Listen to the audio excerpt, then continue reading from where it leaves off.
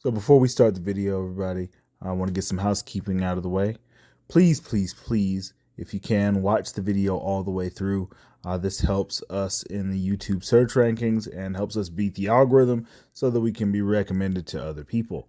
Also, if you really enjoy the content, please like and possibly think about subscribing to the channel. That definitely helps our numbers greatly and helps other people see, again, the channel and beat the algorithm. So just remember this. And again, thank you everybody for clicking on the video and thank you for watching. Let's get into it. Oh my God, the CW's Naomi. Woo! What in the hell did I just watch? All right, so the CW has a series that is co-written apparently by Ava DuVernay, and we're going to talk about it. So let's get into it. So first of all, who is Naomi? Well, Naomi is a character that was published by DC Comics, written by Brian Michael Bendis. Her name is Naomi McDuffie. I guess it's supposed to be an homage to the late Dwayne McDuffie. You may know this creator from his run on Justice League, the show Justice League. He actually helped in the creation of Ben 10. He was a very prolific writer and just a really great talent. So it really pains me that Brian Michael Bendis has the unmitigated gall to name this trash character behind Dwayne McDuffie. Realistically, I don't understand what it is with the different studios, whether that be Marvel or DC or WB and Disney, and trying to craft these really heroes that nobody wanted and that couldn't even sustain 12 issue run comic books into movies and television shows, and Naomi is no exception. Her comic started in 2019 and only lasted 6 issues. So, I mean, if we're really talking about the creative marvel that is Brian Michael Bendis, who brought us such innovative and really truly creative characters such as Miles Morales, then, I mean, I guess we understand. Not to say that I hate Miles Morales, because I don't, but who calls him Spider-Man? Nobody. But we do call him Miles Morales. Naomi is kind of in the same vein for Ava DuVernay in this particular series. She's basically a self-insert in this series. She is Ava DuVernay to a T. She's not even very much her comic book counterpart. She has the same hair as Ava DuVernay. She dresses mostly unfeminine like Ava DuVernay. Oh God, like I said, it's just a shameless self-insert. So let's talk about this series, or the first episode. So, oh God, where do I begin? So this character gets all of the hallmark and cliche at this point praise, like unnecessary praise by every character in the arc. So you kind of know where this is going, like from the first episode.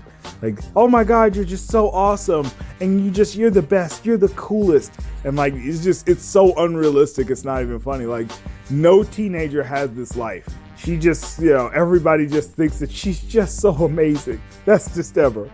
To the point where this narcissistic little girl actually is stringing along 3 different people that she is on again, off again dating, sometimes simultaneously, all under the guise of being friends with all 3 of them. 2 of them male, 1 of them female. So of course we have to do the bisexual thing.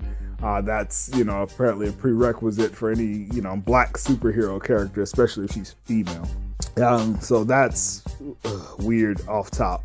But the writing is just so bad. Like the dialogue is super cringe. Like it's not even funny. Like every piece of dialogue sounds like it's written from like a 13-year-old girl's fan fiction.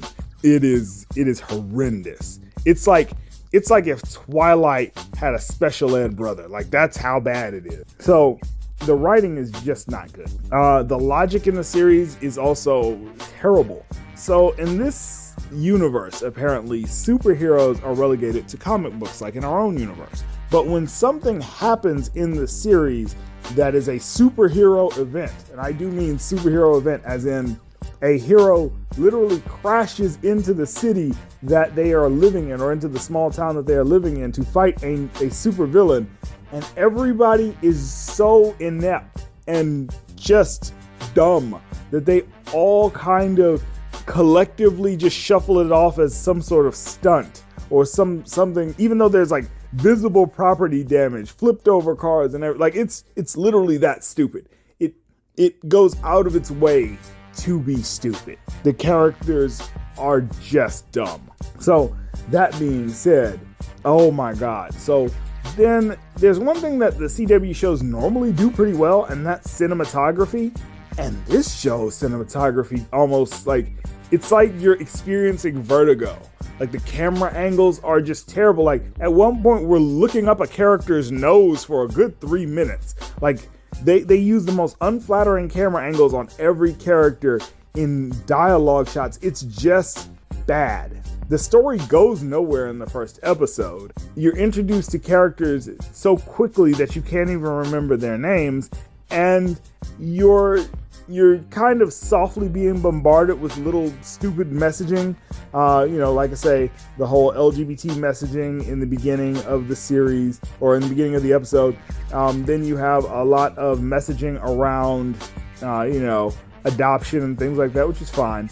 And it's not as message heavy as I thought it was going to be. I mean, there's a lot of racial messaging in the beginning of the episode, but it's not super heavy-handed. It's just, it compounds with the terribleness of the rest of the episode. Like this, it's just hard to watch. Like I had to push through just to get through this nonsense. That's how bad it was.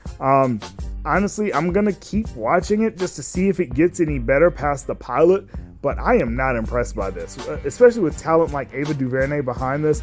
I thought that this was going to be good, but it is just almost like a self-insert vanity project for her, and it shows greatly. If I had to put a number on this, I'd give this a 3 out of 10. No cap, 3 out of 10. So that's gonna do it for us this time, guys. We'll see you on the next one. 8-Bit Heroes out. Peace.